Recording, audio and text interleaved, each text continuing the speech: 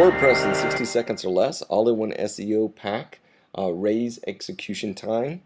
You want to go to your feature manager and scroll down towards the bottom and activate your performance. Once that's activated, you'll see it over on the left. You want to click on performance. Once that loads, you'll see the second option here is raise execution time. You can click on the drop down menu and choose the amount of time that you like. This lets you set the PHP execution time for WordPress. This may be required if you get timeout errors when trying to perform functions in the WordPress administrator dashboard or on your site. The all-in-one SEO pack sets this when the plugin is executed by WordPress. It may get overridden by other plugins or your server configuration or by your PHP ini file. This is WordPress in 60 seconds or less, all-in-one SEO pack, raise execution time.